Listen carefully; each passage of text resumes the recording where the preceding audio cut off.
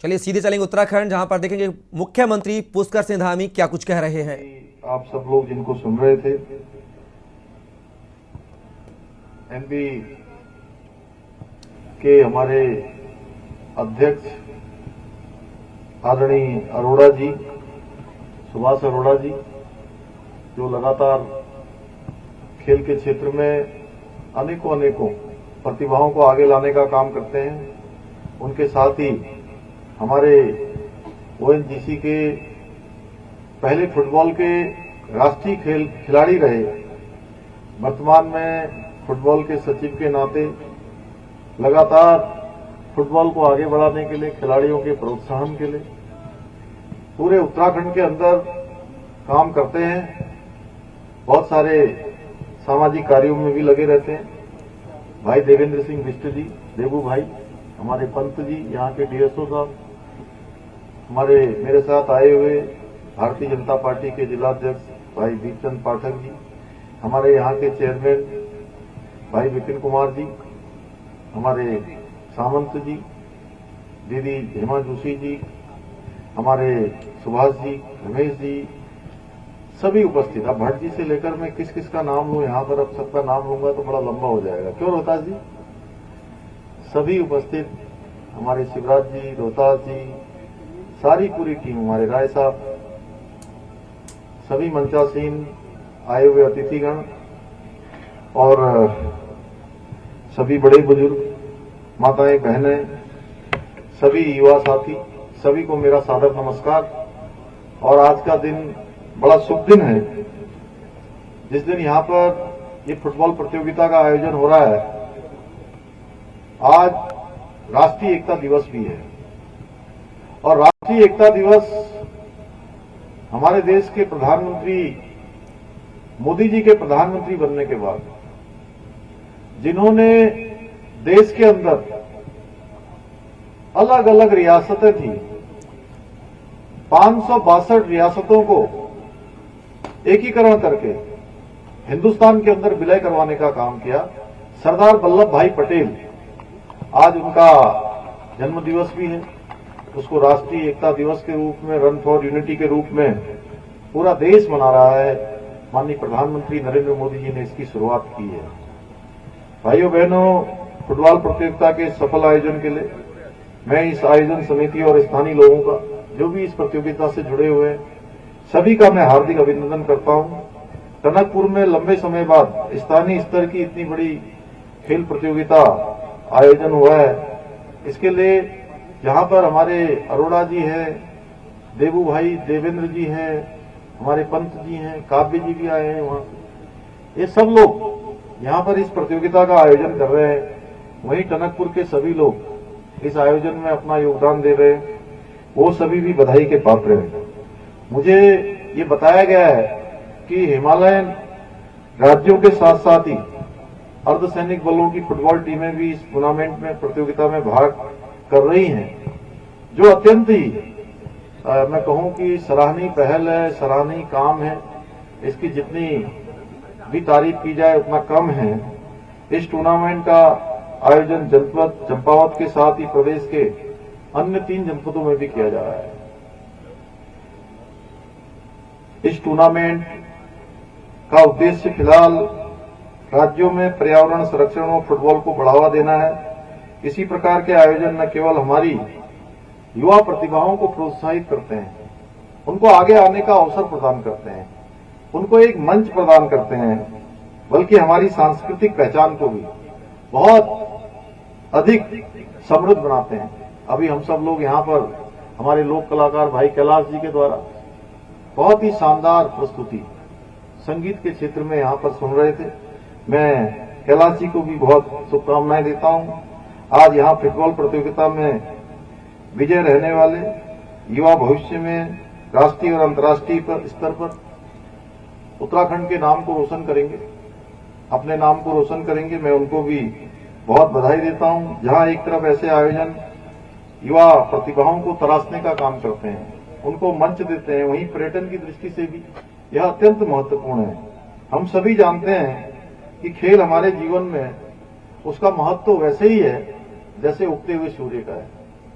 कल हमने छठ महापर्व मनाया हमारे देश, जो कि हमारा विविधता में एकता है। अलग अलग भाषाएं, अलग अलग हमारे संस्कार, अलग अलग जो है त्योहार, लेकिन उसके बाद भी इतनी सब विविधताएं होते हुए भी हमारे यहाँ पर विविधताओं में एकता, यही हमारे देश की विशेषता है। और खेल हमारे जीवन में उस प्रकाश की भांति है जो अपनी पहली किरण के साथ गहन अंधकार को मिटाता है। साथ ही हमें जीवन में सकारात्मक होने की भी प्रेरणा जो है खेलों से मिलती है। कितना भी नकारात्मक हो, कितना भी कठिन वो हो, ऐसे समय में भी हमको खेल जो है कहीं ना कहीं आगे बढ़ने के लिए प्रेरित करते हैं, हमारे मन में एक सकारात्मकता का भाव लाते हैं। बहुत सारे हार्मोन ऐसे होते हैं, खेल के खेलने से उनका स्राव प्रारंभ हो जाता है, उनका सिक्रीशन प्रारंभ हो जाता है, जिससे हमारे अंदर एक पॉजिटिविटी आती है, रचनात्मकता आती है, सकारात्मकता आती है। भाइयों बहनों, मुझे बताते हुए खुशी हो रही है कि हम लोगों ने पिछले साल नई खेल नीति को हम लोगों ने लागू किया है, और नई खेल नीति अब धीरे धीरे पूरी तरह से चलन में आ रही है। क्योंकि मैं खेल और खिलाड़ियों से कोई भी अवसर होता है तो मैं अपने आप को रोक नहीं पाता कि खिलाड़ियों के बीच में न जाऊं। कभी भी कोई कार्यक्रम होता है, उस कार्यक्रम में मैं अवश्य जाता हूं। और पिछले समय हमने यह प्रयास किया था कि जो खेल नीति है वो खिलाड़ियों के अनुरूप बने। क्योंकि जब हमारे खिलाड़ी किसी भी प्रतियोगिता में खेलने के लिए जाते हैं तो उनको बहुत सारे अभावों का सामना करना पड़ता है।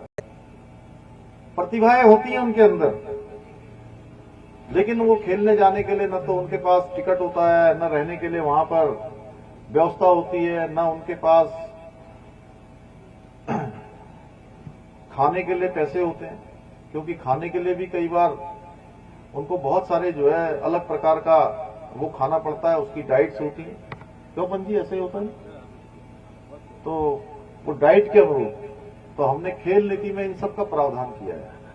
कोई बच्चा हमारे यहां से अच्छा खेल खेलकर आता है तो उसको खेलने के बाद उसको बहुत सारे पुरस्कार मिल जाते हैं, झड़ी लग जाती है पुरस्कारों की। देने वाले, सम्मान करने वाले बहुत लोग आ जाते हैं रोहतास जी। लेकिन जब वो कठिन समय में होता है, संघर्ष कर रहा होता है, तो उस समय में उसके साथ समस्या होती है। तो हमने तय किया कि कोई भी गरीब का बेटा होगा, गरीब की बेटी होगी, हमारे राज्य का कोई बेटा बेटी जिसके अंदर योग्यता है, क्षमता है, प्रतिभा है, उसको कोई भी बाधा उसको रोक नहीं सकती है। उसके संरक्षण के लिए सरकार उसके साथ खड़ी रहेगी। भाइयों बहनों, हमारे युवाओं में राष्ट्रीय अंतर्राष्ट्रीय स्तर की प्रतिभाओं को विकसित करने के लिए उचित आर्थिक प्रोत्साहन का भी हमने प्रावधान किया है। हमारी सरकार प्रदेश में खेलों को बढ़ावा देने के लिए एक खेल विश्वविद्यालय बनाने की भी हमने घोषणा की है। देहरादून का जो हमारा महाराणा प्रताप स्पोर्ट्स कॉलेज है, उसी को आगे निकट भविष्य में हमारी योजना है कि जल्दी से जल्दी खेल विश्वविद्यालय के रूप में उसको बनाया जाए। इसके लिए हम कृत संकल्पित हैं। राज्य सरकार की ओर से देहरादून में खेलो इंडिया स्टेट लेवल सेंटर और स्पोर्ट्स साइंस सेंटर का निर्माण करने का भी निर्णय लिया गया है। इस दिशा में भी हम काम कर रहे हैं। इसके अलावा 14 वर्ष की आयु के 50-50 बालक बालिकाओं को उनकी खेल प्रतिभा के अनुसार चिन्हित कर हर वर्ष मुख्यमंत्री खिलाड़ी उन्नयन छात्रवृत्ति देने का भी फैसला किया गया है। हमारी सरकार उधम सिंह नगर में महिला स्पोर्ट्स कॉलेज स्थापित करने का भी फैसला किया है, ताकि हमारी बेटियों को भी, बेटों के साथ बेटियों को भी खेल के क्षेत्र में आगे आने का अवसर मिले और हमारी बेटियों को खेल का मंच मिल सके। यह प्रयास इसीलिए हमने किया है कि यहाँ उधम सिंह नगर में एक महिला स्पोर्ट्स कॉलेज स्थापित किया जाए। साथ ही सरकार हर ग्राम सभा स्तर पर एक ओपन जिम खोला जाए। इसके लिए भी हमने धनराशि जारी कर दी है। एक ओपन जिम खोला जाएगा स्वस्थ युवा स्वस्थ उत्तराखंड के नाम से। हमारा लक्ष्य उत्तराखंड राज्य का सर्वांगीण विकास हो। इसका हम विकल्प रहित संकल्प, यानी कि संकल्प में कोई विकल्प नहीं, जो हमने संकल्प लिया है हम उस संकल्प को लेकर आगे बढ़ेंगे। अभी मैंने अपने अधिकारी गणों से भी कहा है, मैंने प्रदेश स्तर के हमारे जितने भी आला अधिकारीगण हैं सभी को कहा है कि जिसके जिम्मे का जो काम है उसका काम उसके जिम्मेदारी में होना चाहिए। भविष्य में हम यह भी निर्धारित करेंगे कि कोई काम अगर एसडीएम साहब के ऑफिस में हो सकता है तो वो काम मेरे पास नहीं आना चाहिए।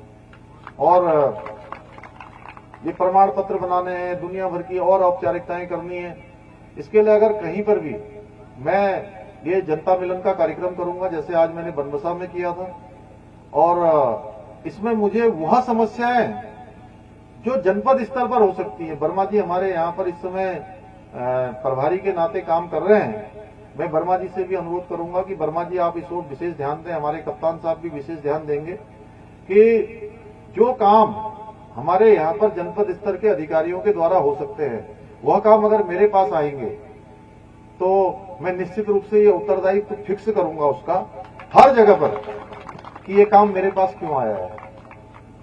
इसका अर्थ यह है कि वहां पर ठीक से काम नहीं हो रहा है, यही माना जाएगा कि काम को ठीक प्रकार से सीरियसली नहीं लिया गया है। मैं समझता हूं कि निश्चित रूप से इस ओर हम लोग सकारात्मक रूप से काम करेंगे। हमने शासन में यह प्रणाली भी शुरू की है, सरलीकरण, समाधान और निस्तारण, 3 मंत्रों के आधार पर, यानी कि कोई भी काम हमारे पास आ रहा है तो उसका सरलीकरण हो, उसका समाधान हो, उसका।